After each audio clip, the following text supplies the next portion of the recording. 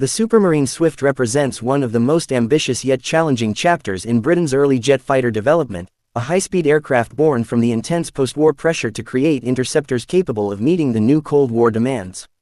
This note provides a detailed, continuous narrative covering the Swift's design, specifications, performance, variants, operational experience and legacy, all in a smooth 1,000-word format suited for YouTube video narration.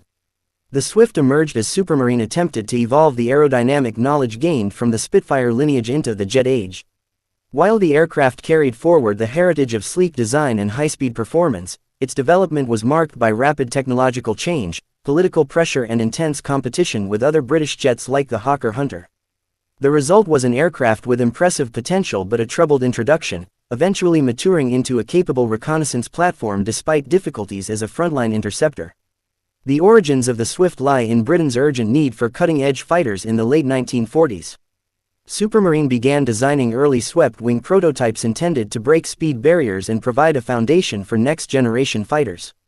These experimental designs paved the way for the Swift, featuring swept wings, a pressurized cockpit, improved control surfaces and a jet configuration built around the Rolls-Royce Avon engine. The Avon was one of the most advanced axial flow turbojets of its time, offering strong thrust, high-altitude capability and clean acceleration. With the Avon, the Swift promised performance that could rival or surpass contemporary fighters. Early projections showed potential for high subsonic speeds and rapid climb rates, essential for Cold War interception duties. The Swift was built with a 35-degree swept wing, tailored for stability at high speeds while retaining reasonable low-speed control for landing and takeoff. The fuselage was streamlined and compact, housing the Avon engine and providing space for fuel, avionics and guns. Its cockpit sat high to give pilots improved visibility, and its design anticipated the need for pressurization and advanced control systems. The aircraft was fitted with 4 30mm Aden cannons in most versions, giving it significant firepower for short, intense air combat engagements. Later variants included provisions for external stores, reconnaissance cameras and upgraded avionics. The Swift also featured a strong, reinforced undercarriage to withstand fast landings and the demands of operational flight. Despite its promise, the Swift's early service life was troubled. Political urgency pushed the aircraft into production before it was fully refined. Problems with pitch stability, engine reliability and airflow disrupted early testing, and multiple design changes were rushed through to correct these issues.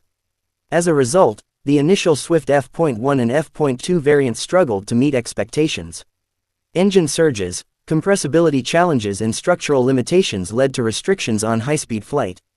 Competing fighters such as the Hawker Hunter demonstrated smoother performance, overshadowing the Swift's early achievements. However, the Swift was not without its strengths. It was one of the first British fighters capable of exceeding the speed of sound in a shallow dive, demonstrating aerodynamic potential that was impressive for its generation. The Swift F.3 and F.4 introduced improved engines and greater structural refinement, addressing many of the earlier issues.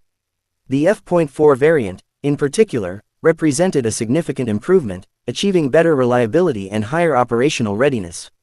Nevertheless, by the time these improvements were fully implemented, the Royal Air Force was already shifting priorities toward platforms that required less debugging and offered superior efficiency, such as the Hunter. The Swift's role as an interceptor gradually diminished, but the aircraft found new life in reconnaissance duties. The Swift FR.5 became the most successful version.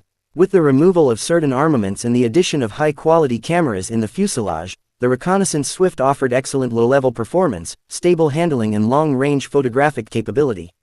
In this configuration, the Swift finally fulfilled a vital role in RAF operations. The powerful Avon engine allowed it to penetrate defended airspace quickly, perform precision photo runs and return safely at high speed.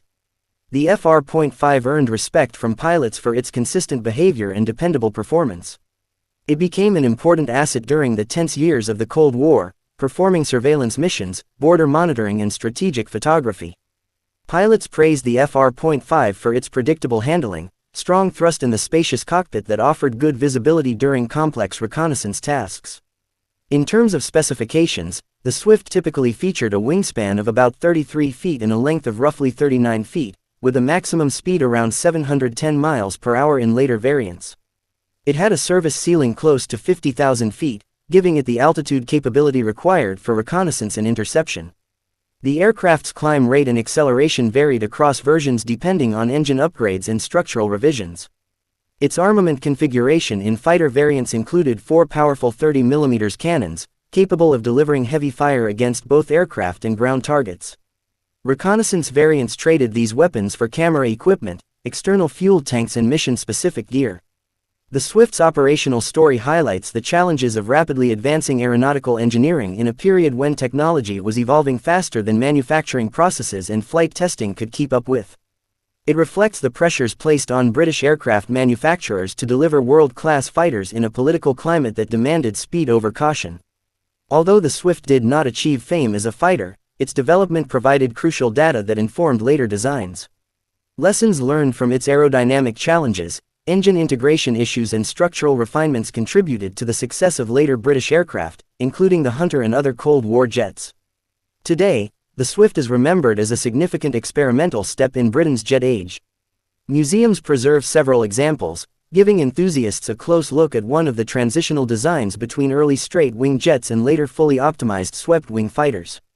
Its sleek silhouette, swept wings and compact size make it a visually striking aircraft that stands as a symbol of innovation, ambition and the experimental spirit of early jet development. Aviation historians view the Swift as a valuable case study in aerodynamics, engine evolution and Cold War military strategy. The aircraft's reconnaissance success ensures it is not seen as a failure but rather as a complex design that ultimately found its strengths. This detailed note covers the Swift's origins, development challenges, design elements, specifications, operational history and long-term impact. It offers a complete narrative for viewers interested in Cold War aviation, British aircraft design and the evolution of jet technology.